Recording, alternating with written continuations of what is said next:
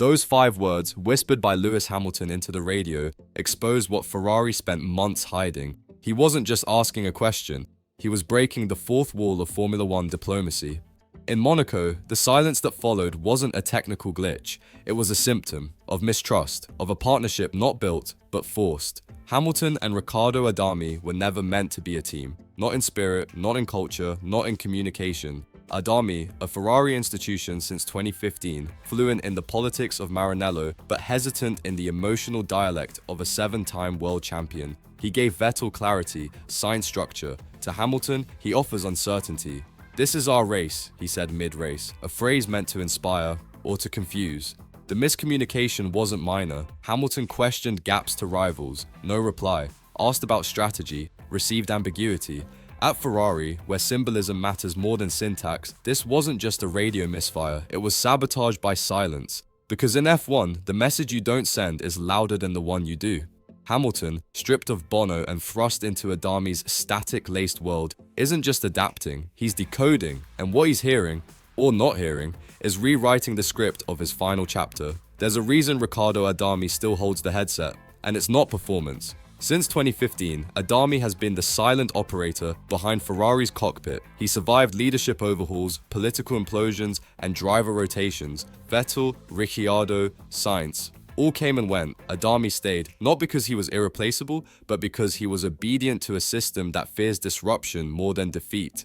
When Hamilton arrived, he didn't just join a team, he collided with a culture. At Mercedes, feedback was data. At Ferrari, feedback is threat. Adami, fluent in this ecosystem, knows when to speak, when to stay silent, and more importantly, who not to challenge. But Hamilton does challenge. Every corner, every message, every delay. What he met wasn't resistance, it was bureaucracy. Adami's answers aren't slow by chance, they're filtered through layers of caution, of approval, of image. It's not a language barrier, it's a philosophy clash. Hamilton needs instinct, Ferrari needs consensus, and Adami, caught between, defaults to silence. He's not just Hamilton's engineer, he's Ferrari's firewall, and right now, he's buffering greatness. Ferrari didn't just fail to bring Peter Bonington, they never tried. For over a decade, Bono was more than a race engineer. He was Hamilton's second conscience, a tactical oracle who knew when to speak, when to push, when to say, "Hammer time." That voice wasn't just instruction, it was identity. It was trust earned in the trenches of 6 world titles. When Hamilton signed with Ferrari, insiders whispered, would Bono follow? The answer came with chilling clarity. Not only did Bonington stay at Mercedes, he was promoted to lead, to guide Hamilton's successor, to draw a line in the sand.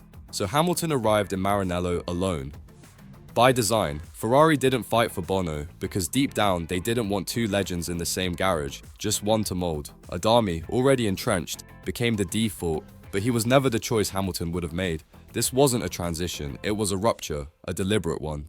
And in that rupture lies Ferrari's biggest miscalculation. They believed Hamilton could adapt to their system, but history shows that it's the system that must adapt to Hamilton, or break trying. On the radio, Adami said, "This is our race." But Hamilton heard something else, because no one says that without intention, especially not in Monaco, where every word is worth seconds. As the race unfolded, Hamilton asked about gaps, about traffic, about strategy, and what did he get? Silence. Or worse, delayed answers. In Formula One, hesitation isn't harmless, it's fatal. After the checkered flag, Hamilton's restraint broke. "Are you upset with me?" A simple plea for connection. Ignored. Ferrari chose silence over truth. But why Monaco? Why there, of all places, where mistakes aren't corrected? They're punished by walls. Insiders whispered that tension had already been simmering. Monaco was just the explosion. Adami, under pressure to preserve his role as Ferrari's trusted voice, didn't react like an engineer. He reacted like a gatekeeper. He played it safe. And in doing so, he betrayed the raw racing instinct Hamilton breathes.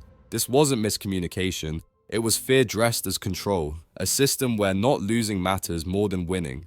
And Hamilton, he doesn't race for consensus, he races for legacy, and Adami still hasn't understood that. On paper, Riccardo Adami speaks English. The FIA mandates it, the radio proves it, but anyone who's watched Hamilton's first races with Ferrari knows this is not just about language, it's about fluency of intent, precision under fire, and right now, that's where things are breaking. In heated moments, tone matters more than vocabulary. Box now means one thing if said clearly, another if whispered with doubt. In Monaco and beyond, Adami's messages lack sharpness, not because he's unsure of English, but because he's unsure of Hamilton. For 2 decades, Adami's world was Italian teams, Italian structures, Italian rhythms. Then comes Hamilton. Instinctive, aggressive, demanding clarity. The clash was inevitable.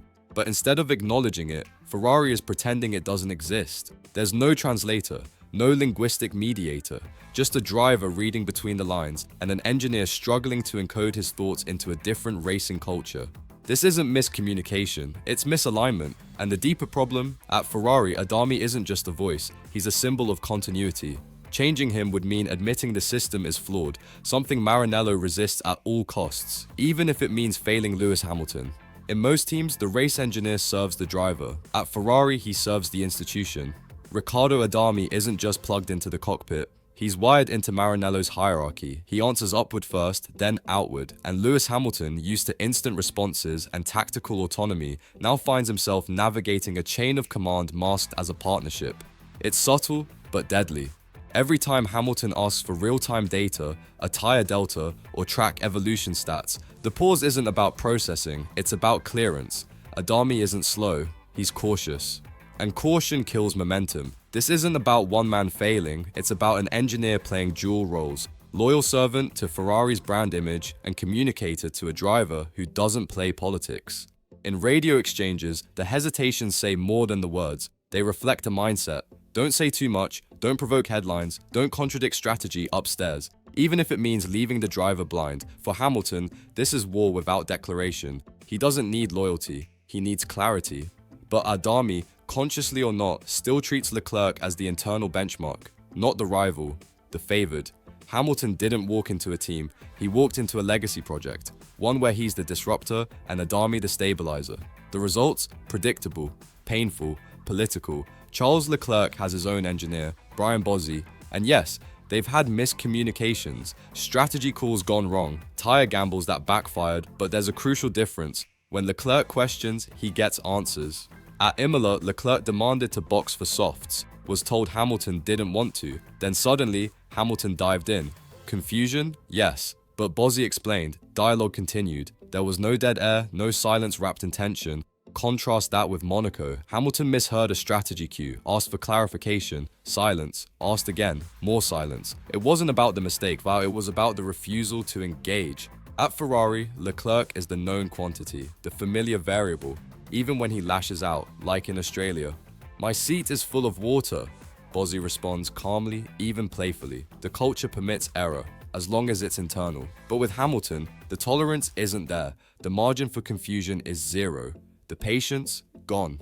This isn't favoritism in strategy, it's favoritism in treatment. And over time, that corrodes trust. One driver is integrated, the other isolated. Ferrari claims equal status, but their radios tell a different story, one full of explanations, the other full of silence.